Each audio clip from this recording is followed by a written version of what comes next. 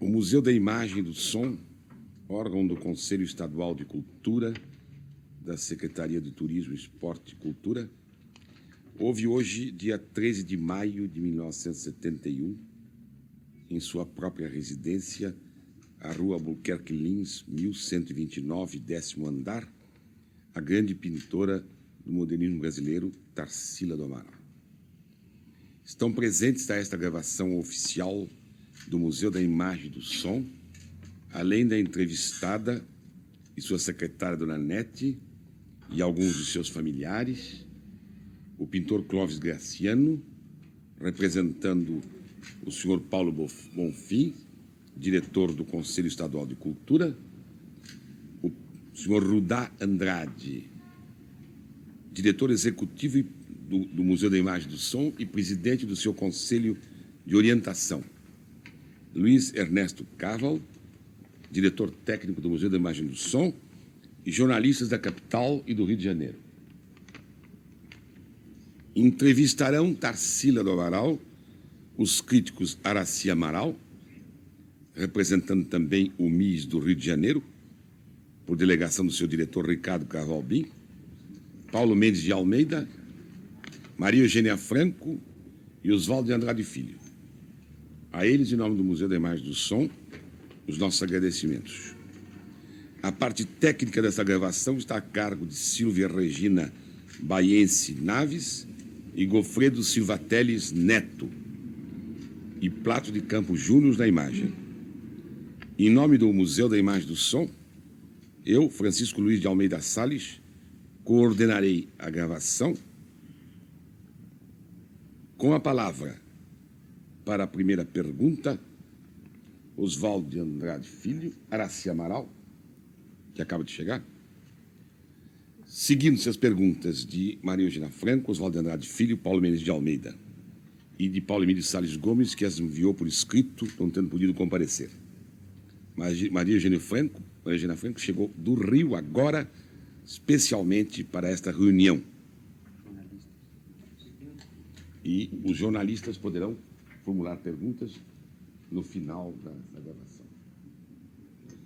Araci, você iniciará a conversa com Tarsila, que nós desejamos que não seja muito longa, para não cansar muito Tarsila, e nos limitarmos a perguntas que sejam esclarecedoras de aspectos da vida e da obra de Tarsila que não estão ainda suficientemente registrados em artigos, em livros e depoimentos, para podermos enriquecer o nosso museu com esse depoimento da maior importância na história das artes plásticas do Brasil.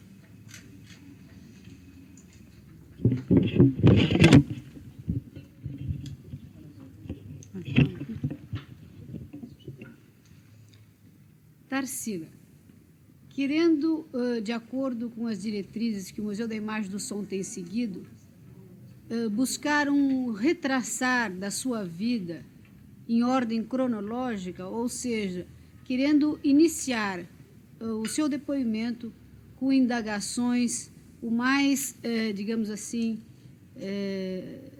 anteriores possíveis, eu gostaria que você nos dissesse algumas palavras a respeito da sua infância na fazenda, das suas primeiras lembranças nesse meio interiorano que depois você, com tanta criação, com tanta criatividade, com tanta inventividade, soube projetar nas suas telas, seja para o Brasil, como mais tarde, a partir da década de 50 também, na fase Neo-Pau-Brasil.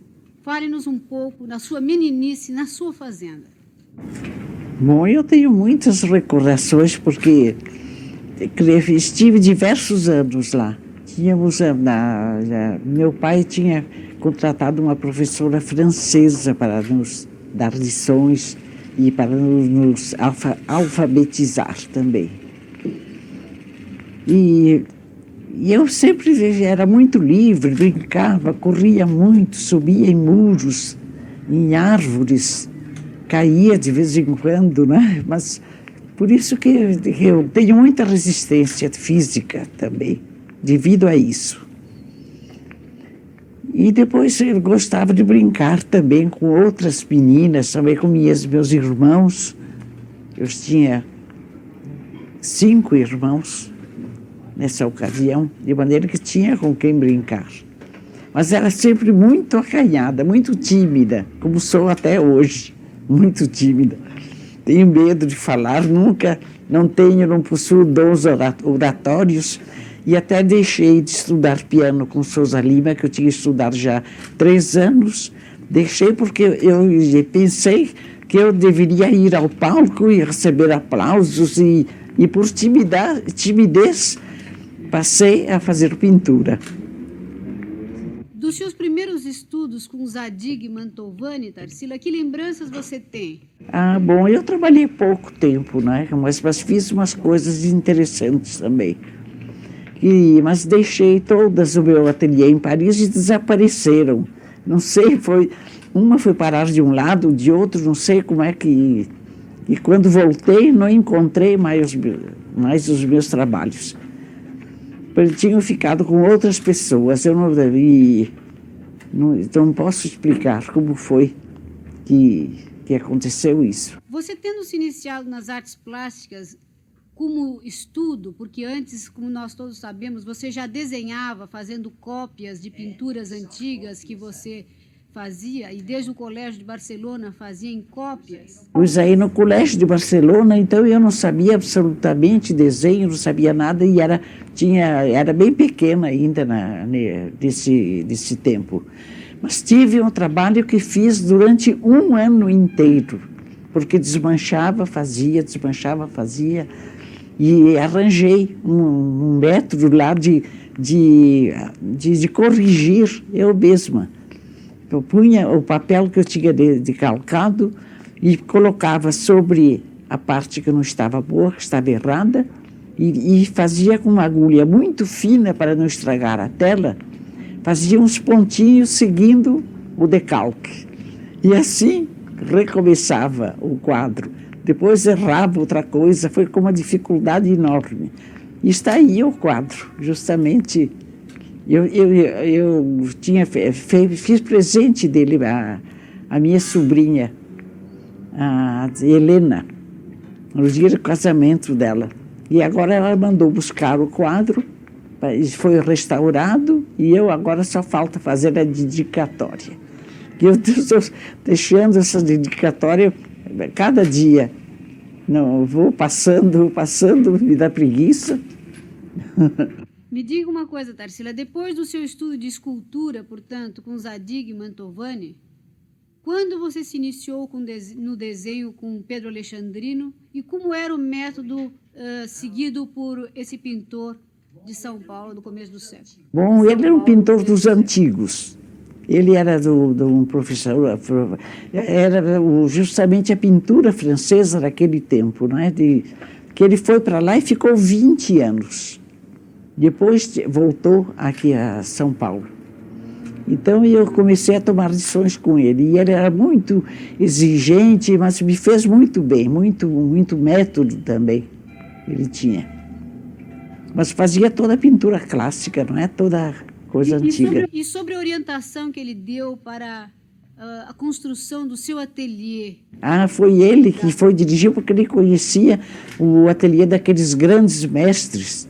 Então ele mandou fazer, lembrava-se ainda muito bem, então ele mesmo dirigiu toda a obra do ateliê.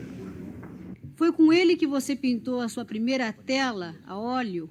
Foi. E eu tenho esse quadro, né? Esse quadro existe, mas depois foi vendido. Eu não queria vender.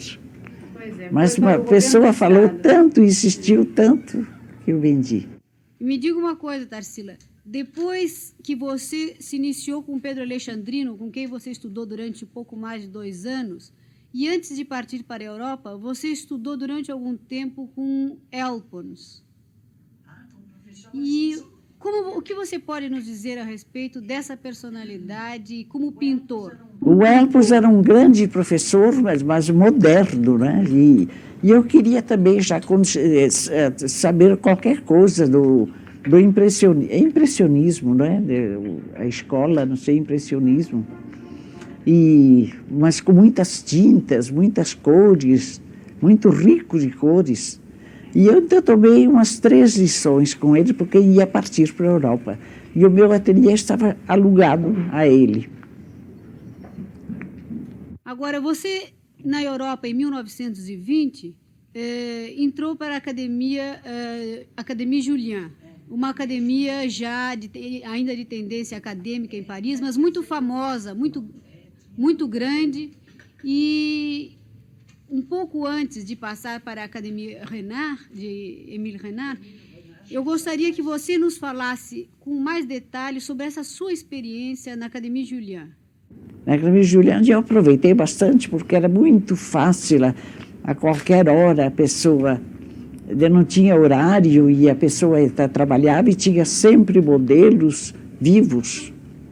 E isso me ajudava bastante, porque eu não tinha trabalhado com modelos vivos ainda, nessa ocasião. Então, eles eram muito rígidos no ensino? Não, vinha um professor, vinha outro, assim, dizia alguma palavrinha, dava um conselho qualquer assim. Não eram rígidos, não. Mas você uma vez se referiu justamente à diferença de orientação entre Renard e a Académie Julian. Renard já tinha uma academia dele, particular. E ele gostava muito da minha pintura. Tudo que eu fazia, ele elogiava muito e chamava outros alunos para verem também, assim, e ele era um bom amigo, sabe? E nessa altura, você tinha notícias de São Paulo e do grupo modernista através de Anita Malfatti.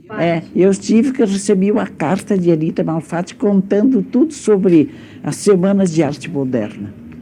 Mas essa carta, infelizmente, não tenho. Não sei onde foi parar e não tenho. E quando você chegou aqui de volta a São Paulo, em junho de 22, fins de junho de 22, você imediatamente travou contato com o grupo modernista?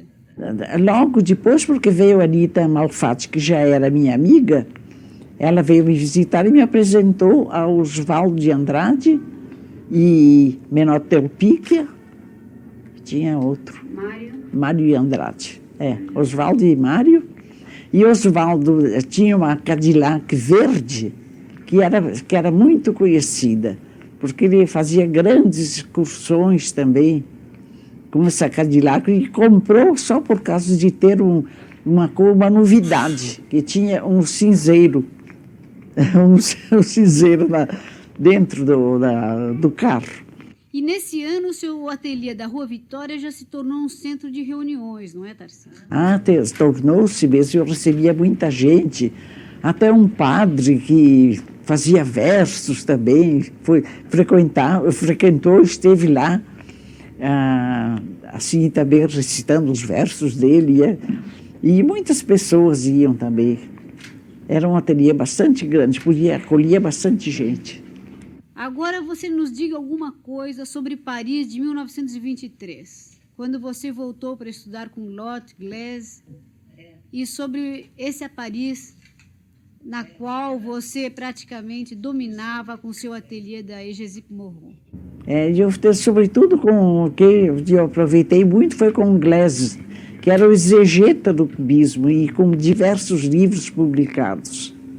Então, aproveitei muito com ele.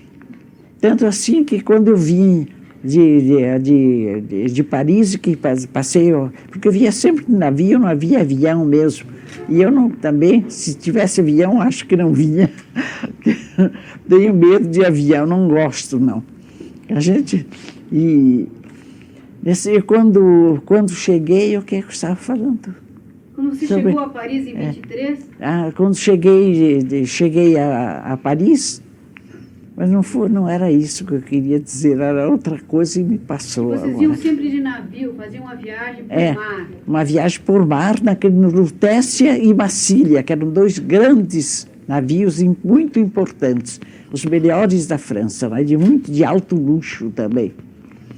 Então, eu já viajei 2 vezes até fiz um retrato, um rascunhozinho com o retrato do comandante, né? Porque eu comia na mesa do comandante, ele me convidou também, assim, sempre recebi muitas honras, sabe?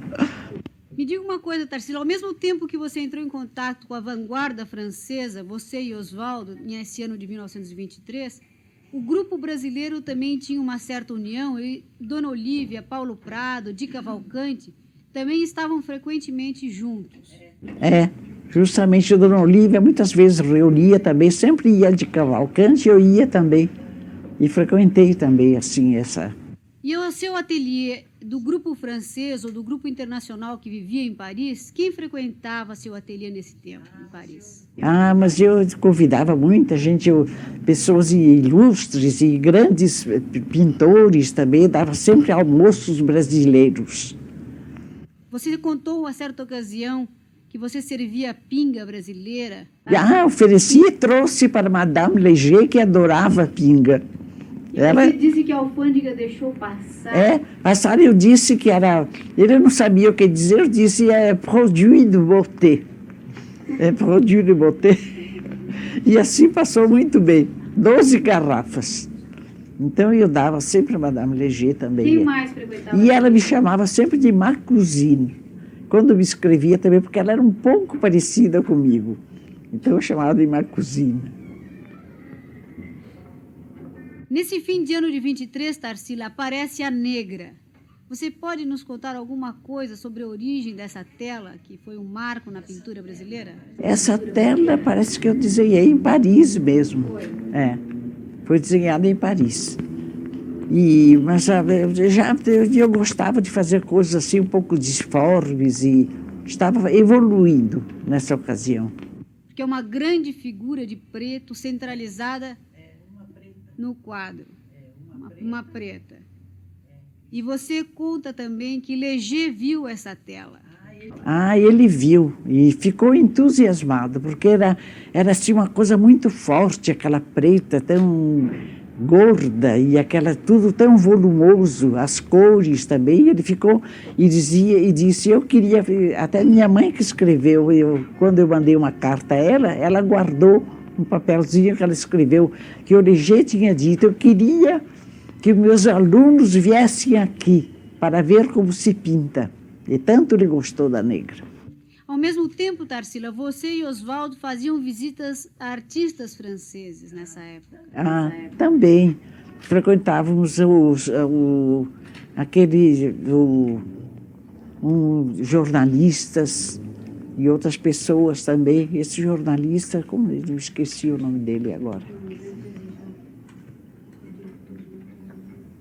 Cristiano Zervos. Do quê? Zervos. Como é? Zervos. Delvos? Não, Zervos. Não entendo, não. Dervos? Zervos. Zervos, Zervos também.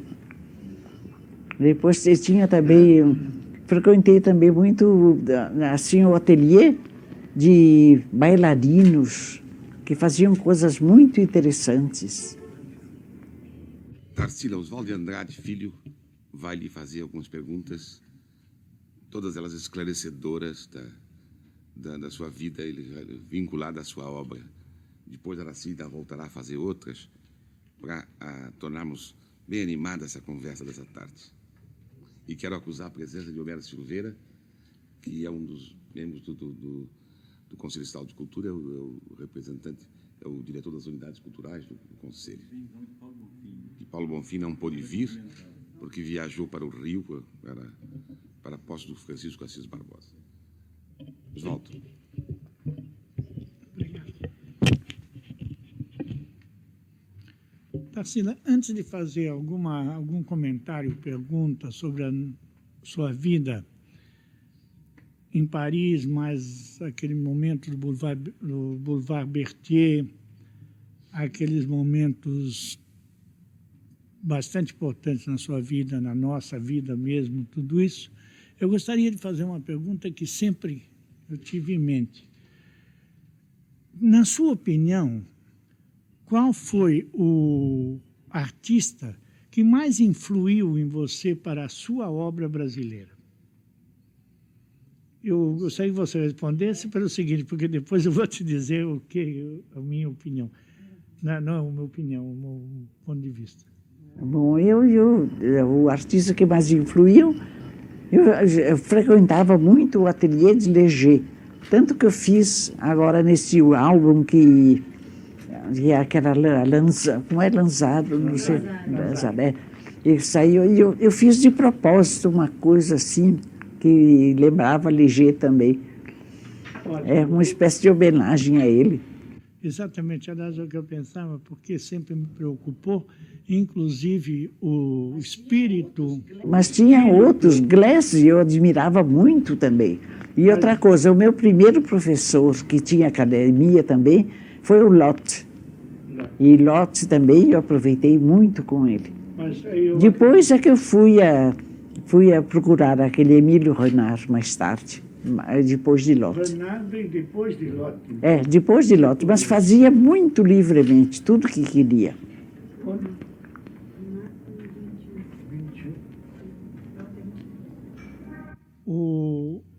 Então quer dizer que, do seu ponto de vista, você se aproximava mais da pintura de Léger, não como influência no mau sentido da palavra, uma coisa, como construção, como espírito, como coisa assim.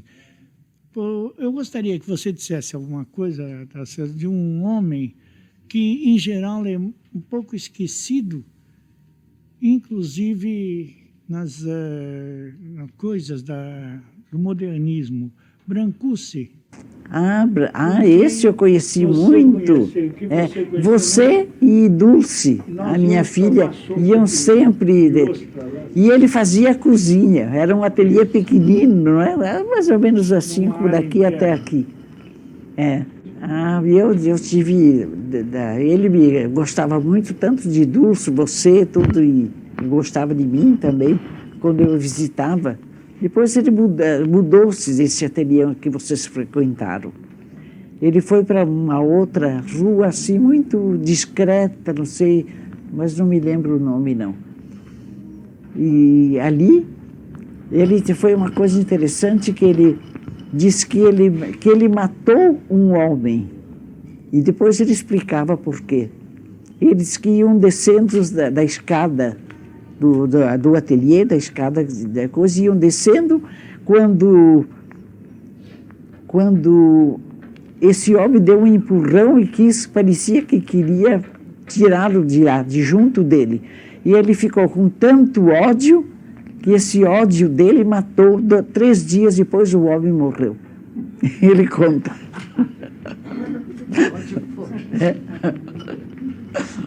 Outra coisa, Tarsila, me diga uma coisa. Qual foi, se você poderia nos dizer, qual foi a sua sensação desse primeiro impacto que você teve da mudança dessa linha que você estava seguindo com Pedro Alexandrino, Elpons, tudo isso, quando você teve o primeiro contato assim com Lotte, por exemplo, ou mesmo os outros, você teve algum espírito de resistência contra esse tipo de arte, ou você imediatamente deixou-se levar? Não, eu deixei me levar porque gostei muito da pintura de Lotte.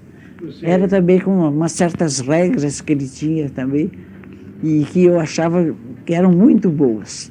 Um ótimo professor. Outra figura da qual eu me lembro, realmente pouco, porque não dá assim para ter detalhe, mas que eu gostaria muito de você falar, nem tinha poder. Se bem que eu tinha o lado humano dessa gente, ficou muito em mim, tanto que quando eu reencontrei Léger, foi o que me entusiasmou muito nesse homem, foi justamente aquela criancice dele, aquela alegria dele. Mas a figura de Zervos, que eu disse, do Christian Zervos, com quem eu também saía e que me levava a passear, eu gostaria que você dissesse qualquer coisa a respeito e como é que você teve contato com ele? Não, eu tive pouco contato. Com os outros, porque ele ia no ateliê do Boulevard Berthier, não é? Do Boulevard Berthier, frequentaram muitos artistas, não é? Lá eu me lembro ter visto, me lembro ainda da imagem de ver, por exemplo, de Quirico lá. É uma figura que eu me lembro. Mas de Quirico já tinha saído de Paris nessa ocasião. Mas eu me lembro de tê-lo visto dentro do ateliê. É uma figura que me lembra.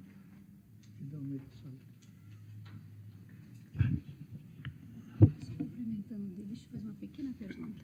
Tarsila, já que você está rememorando essas pessoas de Paris, me diga uma coisa em relação a Ambroise Vollard. O que você poderia contar em relação aos jantares que você esteve pessoalmente com Oswaldo, na cave dele, famosa? Era isso, esses almoços eram no meu ateliê, que eu convidava sempre, ia também, Lotz também frequentava, para almoços brasileiros. Mas você foi convidada por Vollard para a cave dele, você e Oswaldo, quando ele mostrou Cézanne a vocês. O Cézanne, de nós parece que tinha mais uma pessoa também. Isso eu não me lembro bem. Mas como era Vollard? Mas Vollard, ele era arranjava tudo que era de melhor em pintura e tudo assim para a sua coleção. Então, mas colocava toda numa sala. Depois fazia uma pessoa colocar o cavalete bem assim até o chão para colocar o quadro numa posição em que se via melhor, que ele ganhava mais, que era justamente rente assim do solo. Então ele punha o cavalete com aquela parte que desce, né, que bem embaixo. E a gente via que tinha uma luminosidade muito boa mesmo.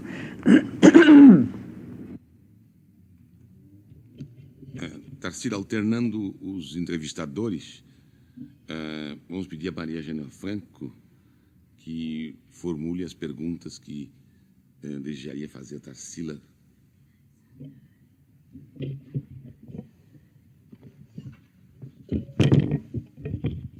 Tarsila, eu gostaria de passar agora para a fase pau-brasil e que você nos dissesse de que maneira houve, na sua pintura, a fusão dos ensinamentos de Léger com a atmosfera, os elementos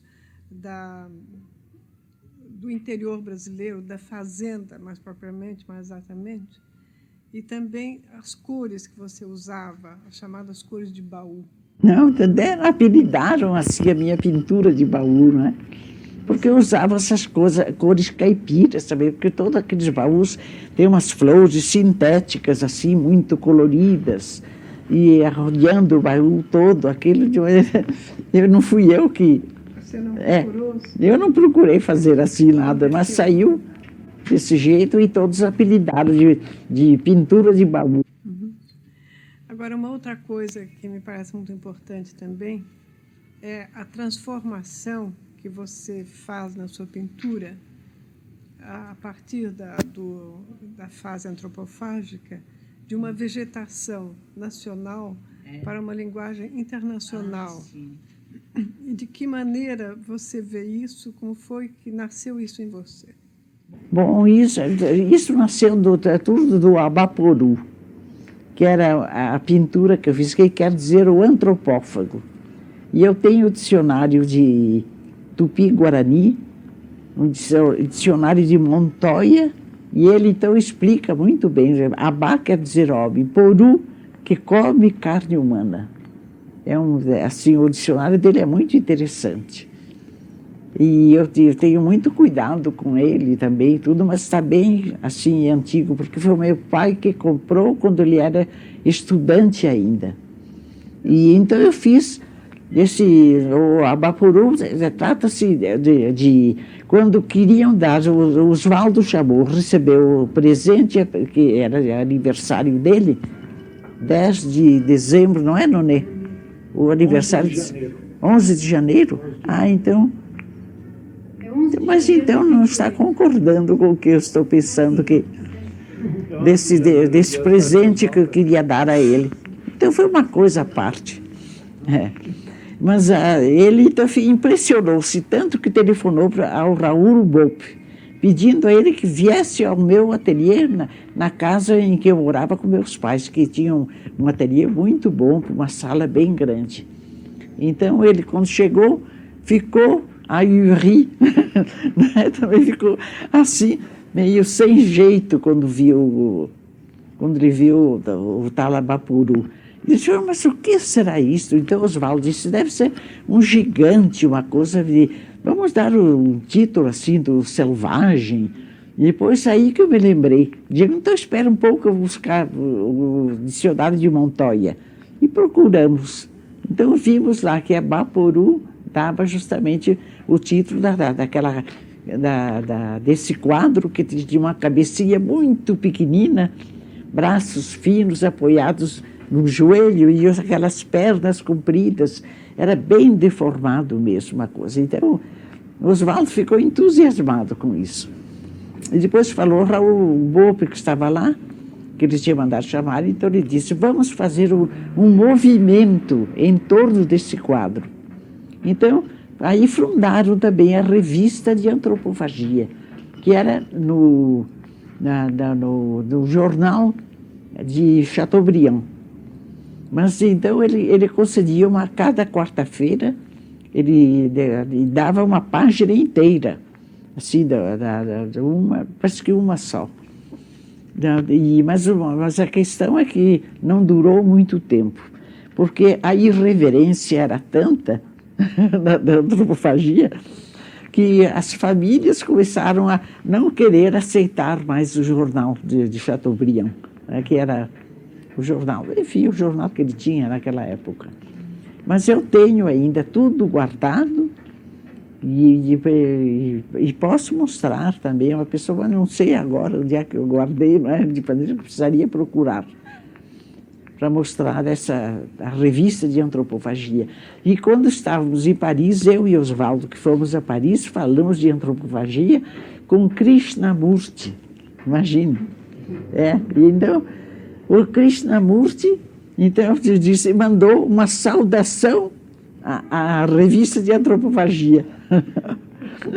Pedimos a ele e ele, acho que não sabia bem direito do que se tratava, porque não havia tempo de estar explicando. Mas alguns elementos de vegetação nordestina, por exemplo, como o cactus...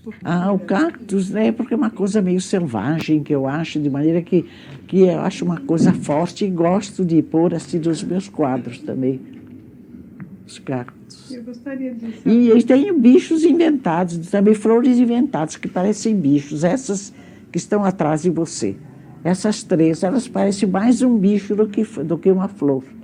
Mas faço com essa liberdade, né? Eu ia justamente perguntar a você, essa vegetação fantástica, que repercussão teve em Paris quando você mostrou esses quadros lá? Que quadros? Os quadros dessa fase. Sim, todos gostaram, acharam uma coisa muito diferente, não é? Da que se usava e tudo. E uma última pergunta, Tarsila. Você, nessa época, há um grande amigo nosso que é lastimável que não esteja aqui hoje, que ele teria gostado muito de estar, Sérgio Millier. E qual foi a relação entre você e Sérgio Millier, mais ou menos nesse período? Porque o Sérgio surgiu depois da Semana de Arte Moderna. Não, mas o Sérgio trabalhou sempre assim, mas a maneira dele, e nem assinava, os caras eram LM, SM, que ele assinava, não é? Fazia o que ele queria, era muito independente, de maneira que eu não tive influência nenhuma sobre ele.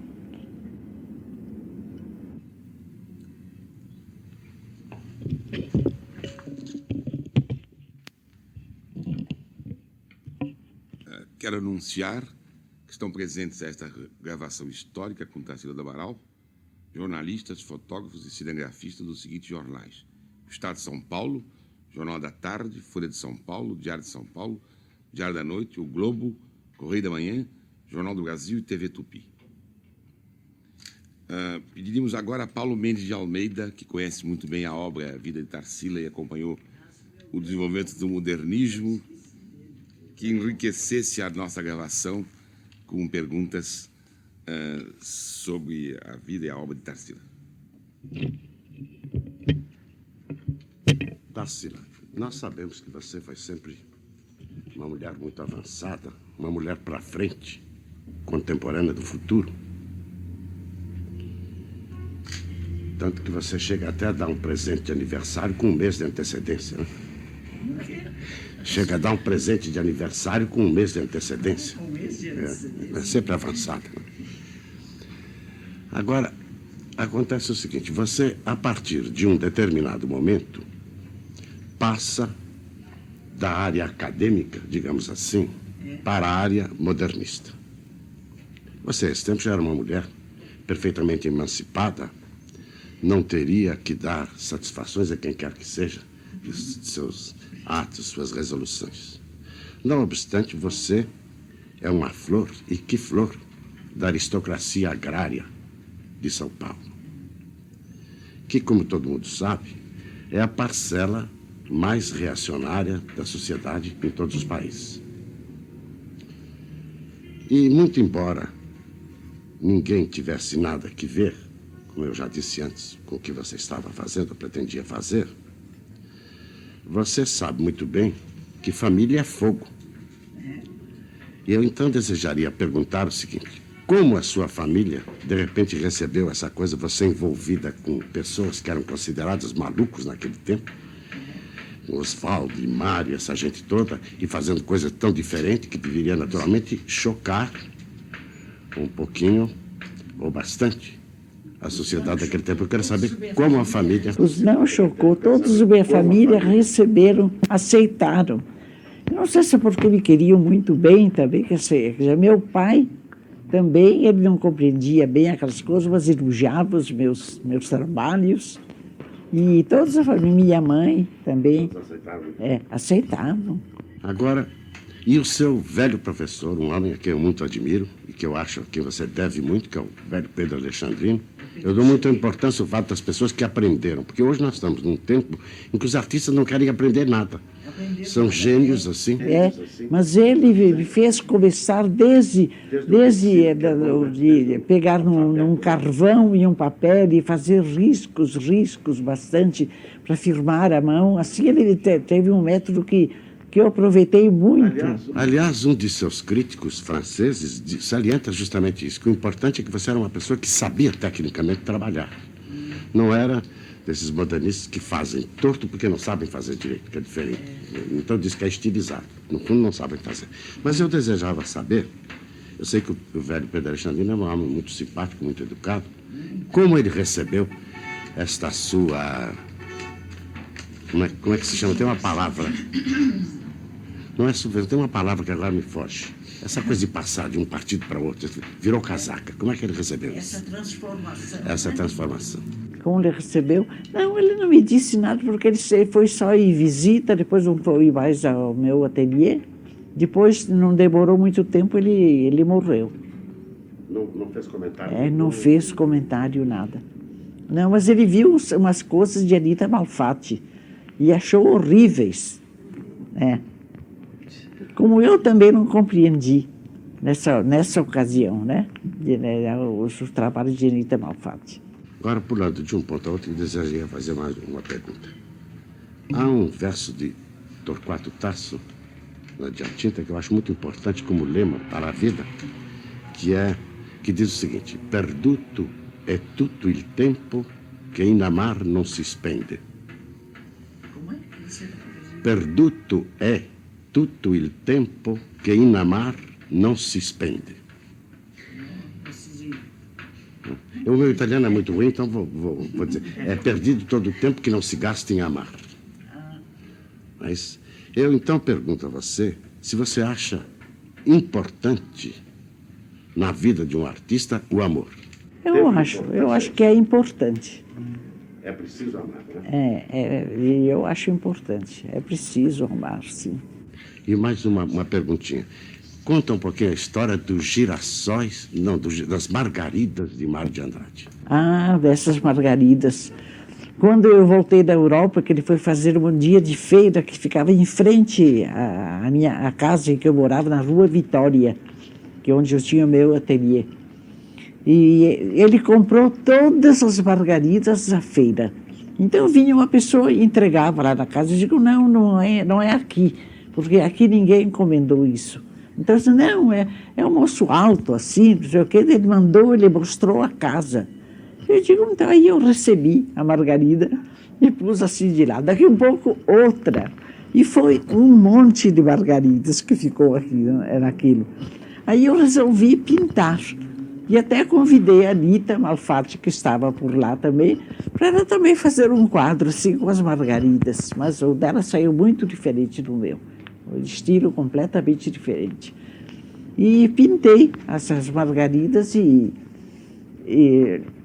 o Mário também... Como foi mesmo? Não, enfim, a minha casa foi chegando, parece que uns 20, 30 floristas lá que tinham vendido, apresentaram todos, puseram todos na entrada da casa. Depois eu recolhi aquilo, mandei pôr na água, mas para não se murcharem assim muito depressa. E tinha um estrado também na minha casa, com veludo, com panos, com coisas. Já era uma coisa muito alegre, diferente, não era pompier, assim, não. Tinha aquele sofá redondo vermelho, que era uma beleza. Isso parece um sofá redondo assim, sulfirino, muito bonito que tinha na sua casa. É grande, redondo. Mas eu pintei o quadro, que já estava pintado, mas acrescentei todas aquelas margaridas na frente, de maneira que o quadro ficou muito maior, ficou muito mais importante. E depois deixei assim, e pus o título de As Margaridas de Mário de Andrade.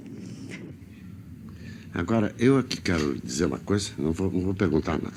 Você tinha um jalequim, parecia uma coisa de toureiro verde, todo enfeitado de dourado, parece que era de poiret, uma coisa belíssima. Isso é outra coisa, uma coisa de costureiro. Era Paulo Poiret que fazia meus vestidos. Exatamente, era uma coisa verde. Era uma coisa que chamava atenção e os outros costureiros levavam 3 anos para fazer uma coisa mais ou menos como ele, porque tinha muito talento e viajava para o Oriente também, para poder ver aqueles bordados antigos, tudo, ele estudava.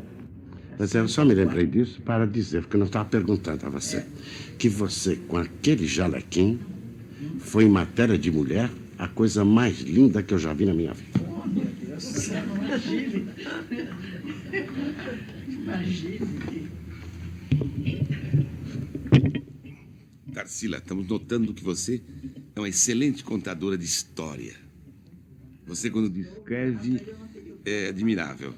Então, você vai nos contar uma historinha ligada a Dona Olívia Guedes Penteado.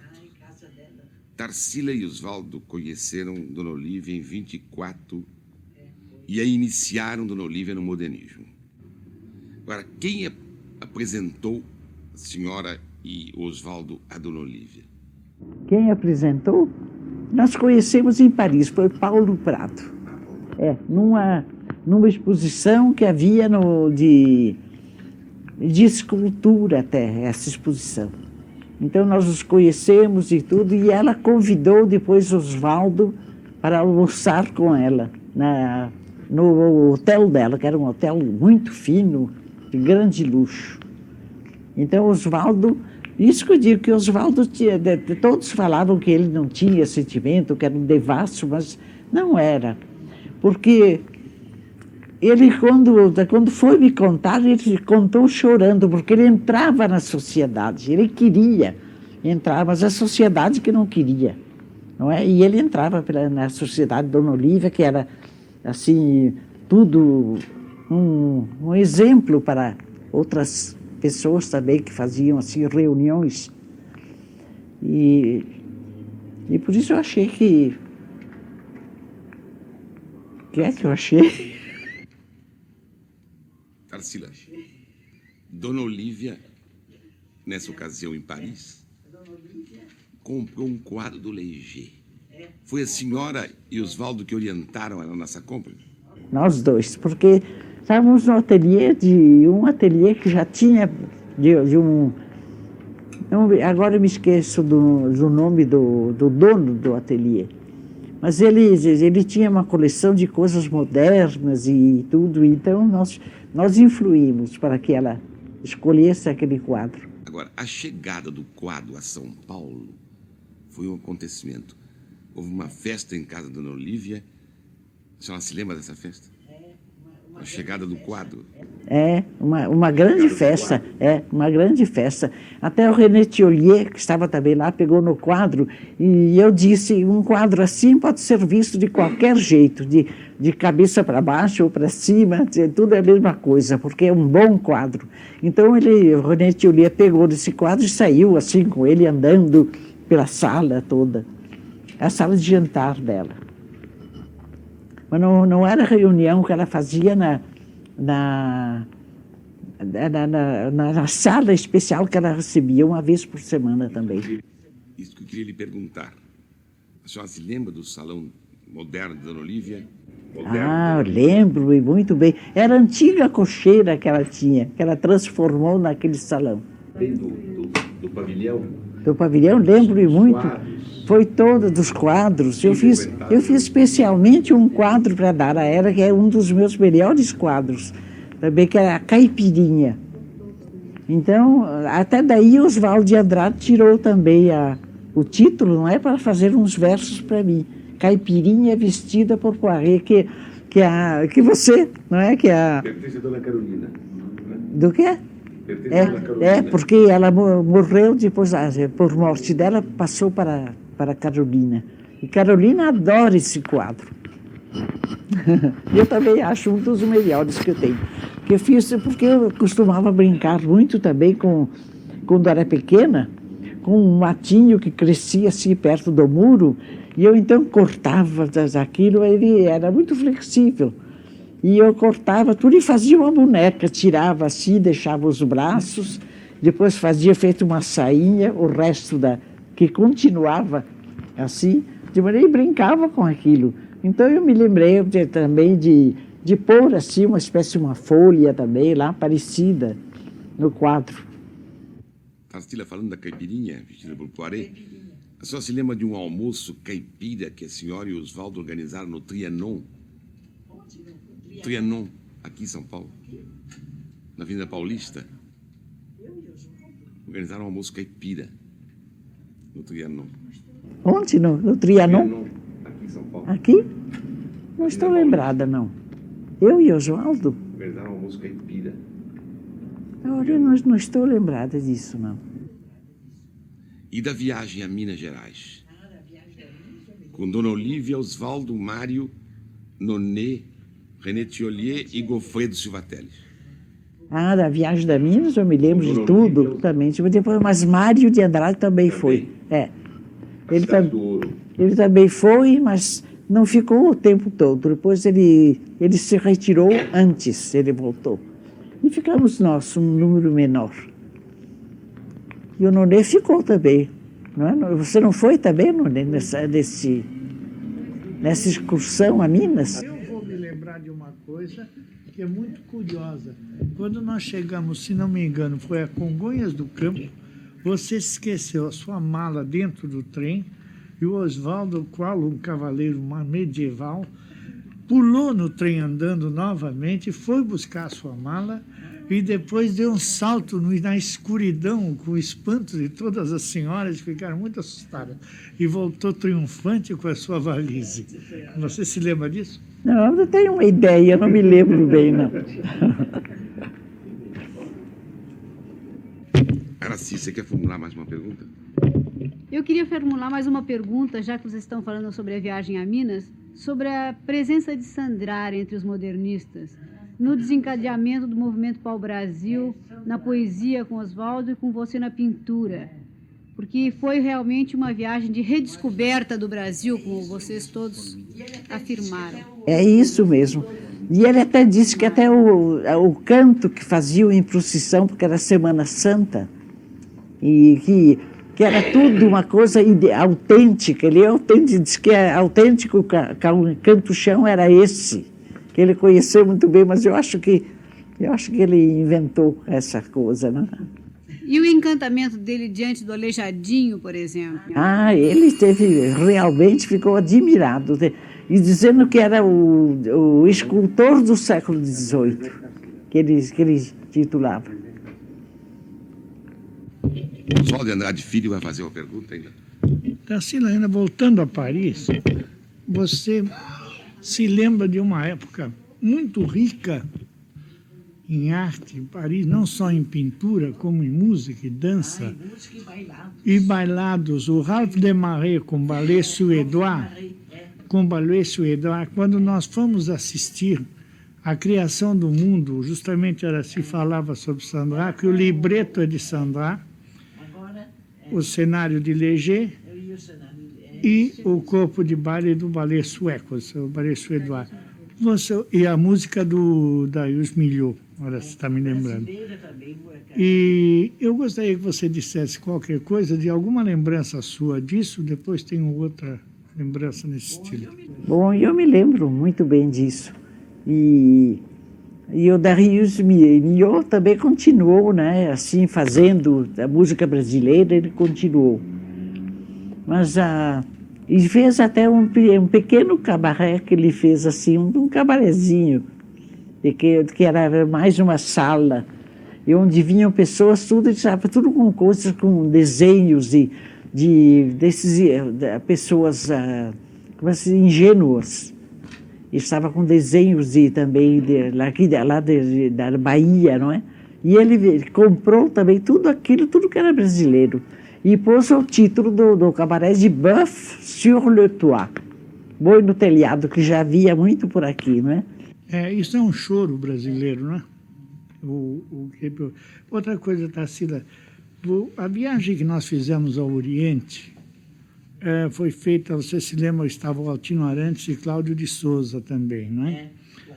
Você poderia dizer, por exemplo, o que fez essa viagem se realizar? Por quê? Qual foi o motivo, a motivação? Dessa viagem? Curiosidade de ver coisas novas e ver o Oriente, que era tão diferente do que é aqui para nós, essa coisa, não é? Porque dessa viagem saíram 2 livros, um foi Serafim Ponte Grande, o outro foi de Paris ao Oriente, não é?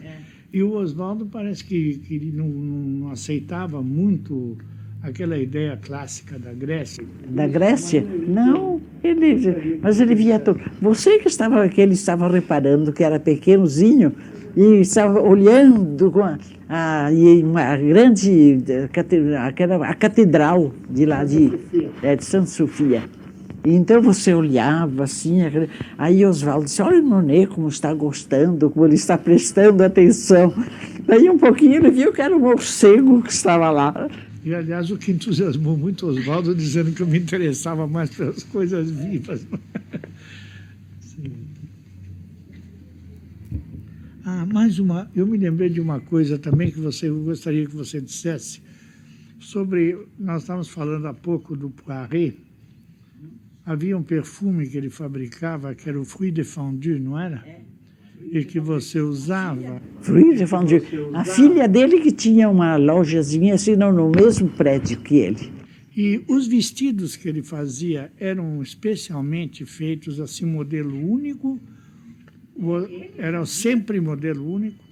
Você queria fala um pouco sobre Poiret, que é um homem de um tipo muito interessante. Foi um homem muito curioso, assim, ele viajou muito para poder fazer aquelas coisas tão bonitas que ele fez. Ele é tipo de pessoa... Mas tudo era uma coisa muito pessoal. Por exemplo, o vestido roxo, bem vivo, naquele tempo não se usava nada assim. E verde. É roxo e verde.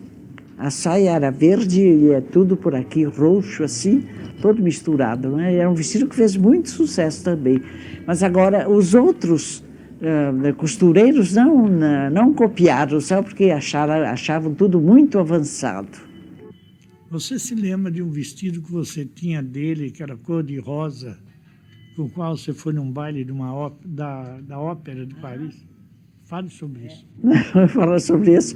Da Mademoiselle Monnier. Com uma das maiores belezas que ele já conheceu, eu também posso dizer isso, porque eu acho que ela estava mais bonita ainda nessa noite. Mas a Mademoiselle Monnier que tinha uma livraria que recebia todos os poetas, né, que frequentavam na livraria dela.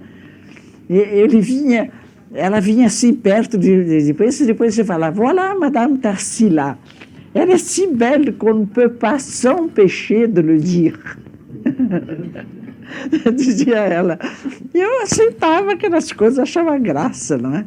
Há um detalhe muito curioso nessa viagem. Mas isso tudo já é do passado, tudo isso é do passado.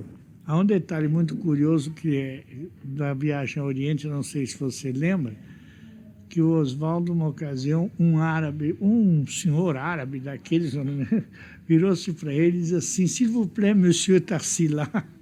Ele pensou que ele chamava. E o Oswaldo não gostou muito da história. Não. Maria Eugênia Franco.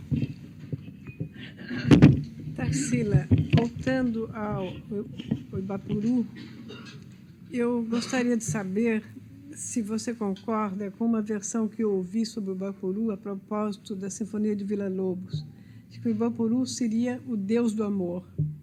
Você pode dizer alguma coisa sobre isso? É. Mas diziam o quê? Que o Ibapuru era o Deus do amor. Foi na Sinfonia de Villa-Lobos, foi cantado como o Deus do amor. Nunca foi. Nunca foi Deus do amor.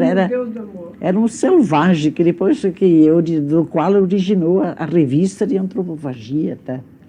E o Raul Volpi, então, estava entusiasmado. E eles disseram, vamos fazer um movimento em torno deste quadro do Ibapuru, que eu tinha dado para o aniversário dele. Mas tem alguma relação entre o seu quadro e a Sinfonia de Villa-Lobos? Com o quê? A Sinfonia de Villa-Lobos, o Ibapuru, e o seu quadro? Não, mas podiam se corresponder, assim, mais ou menos, como espírito, não é? É uma coisa que se podia comparar uma a outra, assim, a música. Porque Villa-Lobos também aceitava essas coisas, não é? Essas coisas avançadas. Então, justamente por isso que eu quis saber se você conhece essa relação. Não. Se sucedeu paralelamente, ou se foi uma coisa... Não, eu acho que foi, porque eu recebia muitas cartas também do Villa-Lobos de Paris. E quem pagava todas as despesas também era Dona Olívia Penteado e Paulo Prado. Os dois que mantiveram o Villa-Lobos de Paris, porque até eu tenho umas cartas também, assim, que ele mandou, que cada ensaio ficava numa fortuna. Então era muito caro para ter assim, para continuar daquele jeito. Paulo Mendes de Almeida. Tarsila, uma perguntinha que não vai castigar muito a sua memória. Você foi uma mulher que tomou parte em movimentos avançados de arte e tudo, mas o tempo caminha. E agora, de uns anos para cá, nós temos a nova figuração, temos a pop art, temos os concretistas, os neoconcretistas, e temos o que temos mais? Nem me lembro. Tem pop art, tem objetos, tem uma coisa, tem também arteônica. É uma coisa que o Valdemar Cordeiro gosta muito. Arteônica, negócio de arte de computador. Agora tem outra aqui no Zé? mas está chegando aí. Chega todo dia aparece uma. Eu queria que você me dissesse como você vê isto. Essas novas teorias, formas de arte, experiências de arte. Não sei, eu fiz Teorias, formas de arte, de diversas formas. Não é curiosidade, não é curiosidade e às vezes vontade de mudar também, assim. E aí fui fazendo. Não, eu pergunto, qual a sua reação diante desta coisa? Você como vê esses objetos, por exemplo, que fazem essas coisas? Não, eu aceitei todas. Eu aceitei essas coisas. Por exemplo, fazer coisas com figuras, diversas cabeças e coisas. Então eu fiz muito estudo também sobre isso. Mas, afinal de contas, não respondi a sua pergunta, não é? Não, como você vê, como você recebe? Eu aceito tudo. Mesmo agora, o que andam fazendo umas coisas que parece que não interessam nada. Tudo assim que, conforme a Bienal é que vai mandando. Os pintores quase todos copiam essas coisas e esses trabalhos da Bienal apresentam Então eles tiram aquilo e fazem outros trabalhos também. Você chegou a ver este argentino importante, como é este homem da arte cinética? Leparc. Chegou a ver este Leparc, este argentino que faz arte cinética? Argentino Leparc. Faz arte cinética. Chegou a ser premiado na Bienal de Veneza, não viu? Não conheço. Faz arte cinética? Não conheço, não. E não conheço. Não. Não vi. Ele faz coisas interessantes, né? Muito interessantes, mas sempre coisas em movimento, usando eletricidade, essas coisas assim. Então pode estar imitando um pouco aquele que fazia mobile, não é? Calder. Calder fez móveis motorizados, né? Mas ele faz tudo essencialmente cinético. Mas que uns ajudam os outros, vão tirando dos outros. A arte sempre se faz de acréscimos, né? Um pouquinho se acrescenta, e se não tivesse atrás, ficava no vazio, né?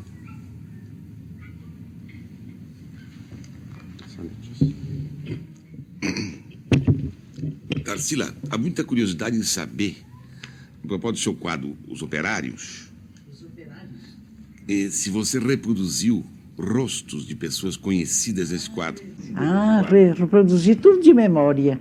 Como eu fiz também, esses 2 retratos em uns 5 minutos, era minha netinha, que morreu.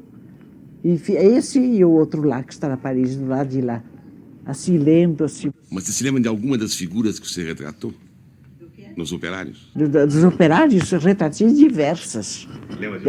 Olha, a terceira que fica assim do lado alto, assim no canto direito, é aquele Warschawczyk. Warschawczyk eu fiz, que está perfeita, ele mesmo, aquele cabelo vermelho, aquela coisa. E quando eu vi Warschawczyk, depois de viúvo, né, e casado, que ele me apresentou, a mulher também, então ele ficou satisfeitíssimo de saber que ele estava naquele quadro. Uma vez que do quê? Mais algumas pessoas já retrataram? Outras pessoas também estavam assim perto ouvindo o que nós falávamos. E então ele contava para os outros, ele dizia para outros, né? Tarsila me reconheceu imediatamente, porque assim que eu vi, eu falei, Warschawczyk, tinha conservado mesmo, eu tenho memória visual assim bastante boa. E há uma pessoa que naquele tempo era um jovem, mas que teve alguns contatos com você, conversou algumas vezes, se interessava por literatura, por arte em geral, e hoje é desembargador. Geral do quê? É um jovem. Um jovem. Mas conversou, era estudante, foi meu colega de turma, e naquele tempo conversou algumas vezes, eu me lembro, com você, e você o retratou. Talvez nem se lembre mais do nome dele, hoje ele é desembargador Flávio Torres. Aquele de óculos, assim, com o cabelo muito escorrido, puxado, assim. É igualzinho até hoje. Quem sabe se serve de modelo assim também, não é? Né? Mas a Eneida também eu fiz. A Eneida. Reconheceu? Reconheci, Castelo Ricardo, Plínio Salgado. Plínio. Acho que Oswaldo Costa também. Oswaldo Costa? Não, isso não me lembro. O administrador da sua fazenda também. De quem? O administrador da sua fazenda aparece no quadro também. Aparece, justamente um administrador, é um preto, assim, que veio pedir umas informações, uma coisa, quando estava trabalhando com ele, com o quadro. Então, assim que ele saiu, eu fiz de cor também. Benedito Sampaio, que é o nome dele. Você não chegou a fazer nem por brincadeira caricatura? Isso que eu acho que eu devia fazer caricaturas, às vezes tenho vontade, sabe? Surpreender, assim, né? Eu devia fazer, porque eu tenho bastante memória visual e ver assim os tipos também, aquilo. E gosto de procurar. Eu fiz também uma vez que o Sérgio Millier estava aqui, eu fiz um retratinho também assim, só de linhas aquilo, mas ficou bom, ficou bem. Assim, bem parecido com ele. Agora, nessa terra de Operários, não estão retratados também a Elze Houston e o Benjamin Perret? Benjamin Perret não, mas ela sim, que ela tinha ido para os Estados Unidos. Eu fiz muito depois que ela foi para os Estados Unidos, porque eu guardava, ela tinha um tipo assim bom para se guardar de memória. Tarsila estava falando em Warschawczyk, que eu me lembrei de Segal. Suas relações com o Segal foram importantes? Eu tinha boas relações com ele também, mas o Segal era uma coisa assim, muito reservado, ele não explicava nada, a arte dele, não é? Quando a pessoa via qualquer coisa, ele não dava explicações, ele só mostrava ali e tinha quadros realmente bons. E depois eu tive também um quadro da primeira fase do Segal. Mas o Baccaro, que você conhece, não é? O Baccaro. Tanto lhe fez que me levou ao quadro, sabe? Me fez... Eu, para não ficar assim, sempre brigando, aquela coisa, não querendo vender, eu de uma vez entreguei os pontos. E ele ficou com o quadro. Tarsila, depois da sua fase esplendorosa pau-brasil, a qual se seguiu a antropofagia, já com esta tela que o Paulo Mendes de Almeida levantou, operários e com segunda classe, a sua pintura entra numa outra fase completamente distinta, onde os tons se tornam, digamos assim, mais surdos, há como que uma grande tristeza, há uma outra problemática, enfim, enfocada. O seu estilo se altera, há uma problemática social que aparece nas telas que você faria a partir de operários e que perdurariam por toda a década de 30. E eu lhe pergunto, a sua viagem à Rússia, a sua, digamos assim, vivência dessas experiências vividas com outras soluções, teriam, de certa forma, entusiasmado ou afetado você nessa mudança que ocorreu na sua pintura? Eu não tive entusiasmo assim, quando estive lá. Não é que ver a pintura russa como era também. Nada, era até muito ruim a pintura russa. Sim, porque era depois do Congresso de 31. Mas eu pergunto, mas a problemática social começa a fazer parte também das suas preocupações como pessoa humana? Não tinha, não. Eu fiz o quadro porque achava que ficava uma coisa bonita, assim, aquele grupo, não tive essa intenção. Mas eu digo mesmo em outros quadros, com as costureiras, como, digamos assim, aquelas crianças... Costureiras também, tudo, é tudo assim, que eu faço sem modelo. Tudo eu fiz sem modelo. Mas saiu aquilo, uma coisa assim, mas não foi uma coisa que fosse premeditado, sabe? Tarsila, concluindo nossa conversa, nós iremos dar a palavra a alguns jornalistas presentes que talvez tenham interesse em lhe formular perguntas. Eu pediria os que se interessassem que dissessem o nome e o jornal. Regina Helena, do Correio da Manhã. Regina Helena, Correio da Manhã.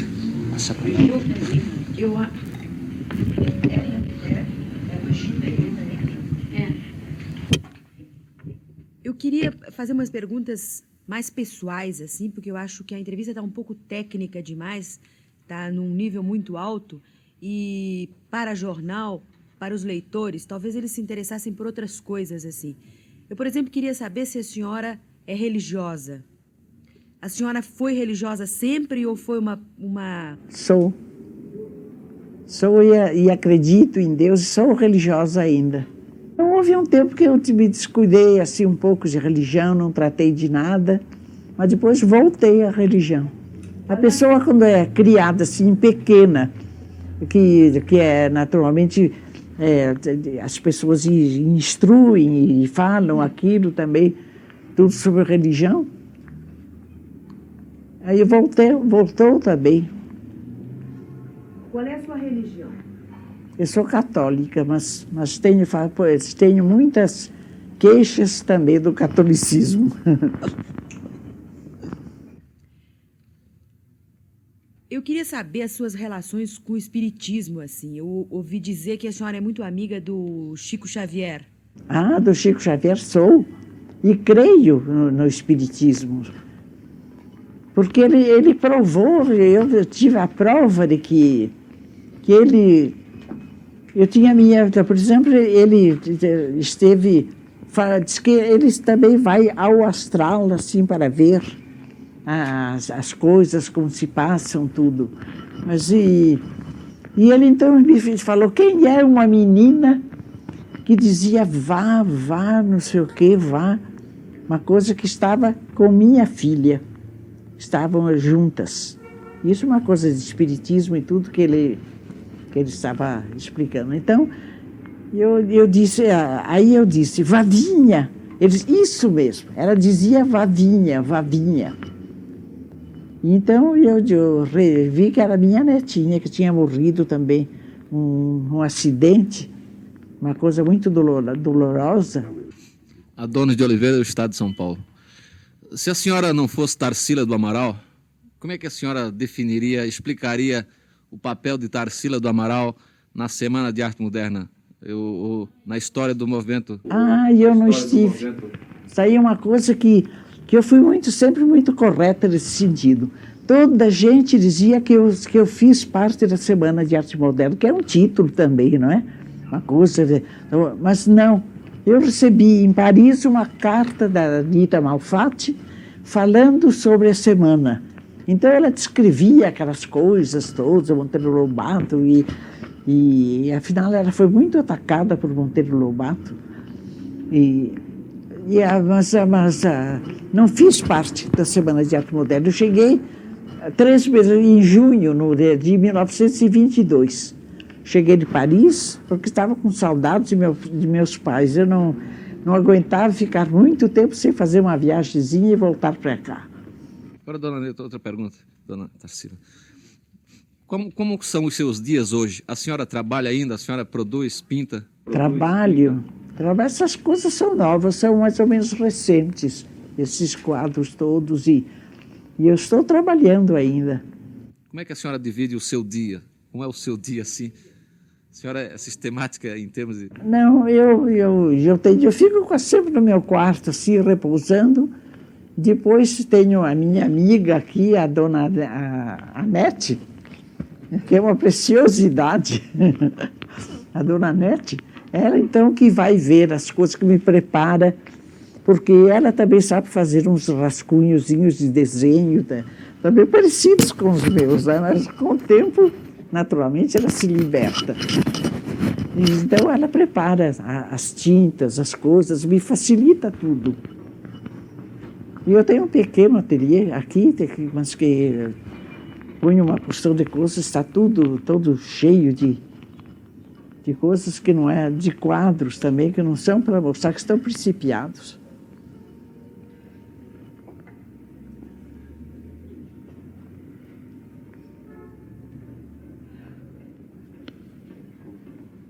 Um dos últimos é a religião brasileira, que é este, que pertence a um médico que me tratou também, esse médico, então fiz presente a ele desse quadro. E estão me copiando, porque eu vi no estado de São Paulo uma pessoa, um moço, conversando com uma senhora e dando uns detalhes, explicando, dizendo assim, eu só pinto sobre tela branca, mas igualzinho com esses desenhos, essas coisas, estão me copiando já. Isso é uma coisa que... Você tem uma religião brasileira? Tenho. Antigo, não é? Antigo. De 1927, É. se não me engano. Pois esse são todos flores de papel, porque eu cheguei da Europa, então fui comprar uns doces, bananada. Isso, que boa memória que você tem, hein? Mas fui comprar esses doces e passando assim pela sala, eu vi uma porta bem aberta, onde tinha no fundo, pela porta, eu vi uma cômoda cheia de santos e com uma porção de flores de papel, assim, uma coisa muito alegre. Eu fiz um rascunho assim de rápido daquilo. Mas podia guardar de memória também, que era fácil de guardar.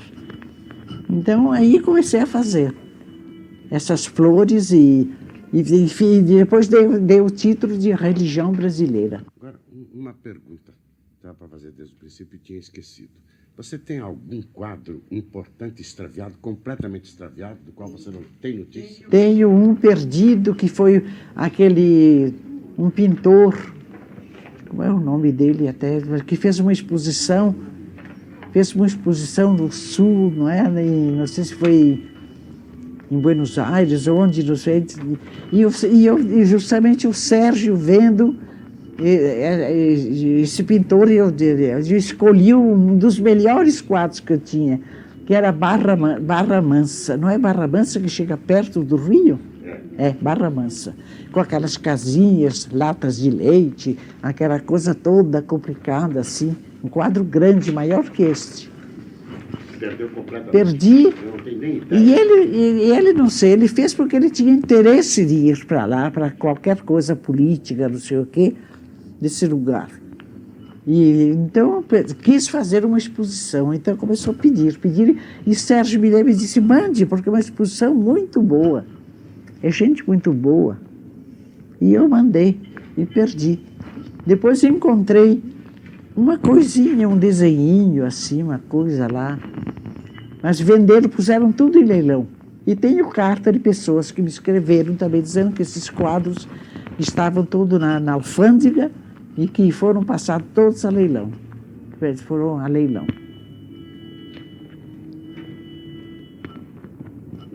E a gente sente, sabe, porque a gente quer bem o quadro.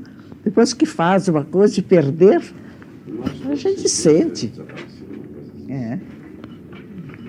A senhora acompanha assim, o destino dos seus quadros? A senhora sabe, por exemplo, em quantos museus, quantas galerias do mundo exibem seus quadros? Mas se eu acompanho o quê? O destino, o estilo? O itinerário dos seus quadros. O itinerário dos meus quadros? Você sabe onde não, eu sempre procuro fazer uma coisa diferente, não acompanhar. Eu prefiro. A senhora sabe onde estão? Ah, não sei, não. Eu queria saber. Sei de algumas galerias, mas não sei de todas. Agora, justamente, aqui a minha prima, que está cuidando dessas coisas todas. Dos seus quadros na Copa Internacional. Ela vai fazer também, assim, naturalmente, O que é que você vai fazer, Araci? Vou fazer um livro sobre sua reunir vida, sua obra e toda a catalogação da sua obra de pintura. Ainda agora que você foi ao Rio, você descobriu 4 quadros que você não conhecia. 5? 5. 5 telas que eu pude localizar agora.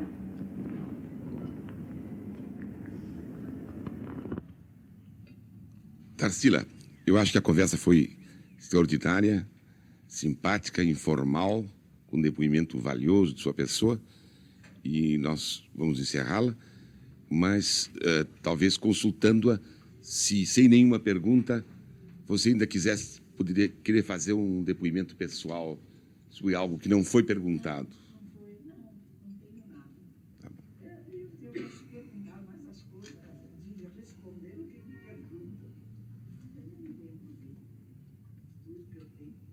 Perfeito. Perfeito. Então, eu agradeço a presença do representante do governo de São Paulo, professor Homero Silveira, dos entrevistadores, dos jornalistas de imprensa fala da escrita, Homero Silveira, que representa a Secretaria de Cultura. E, especialmente, em nome do Museu da Imagem e do Som, agradeço a nossa querida anfitriã, que nos recebeu tão maravilhosamente bem e nos deixou passar momentos tão agradáveis em sua casa.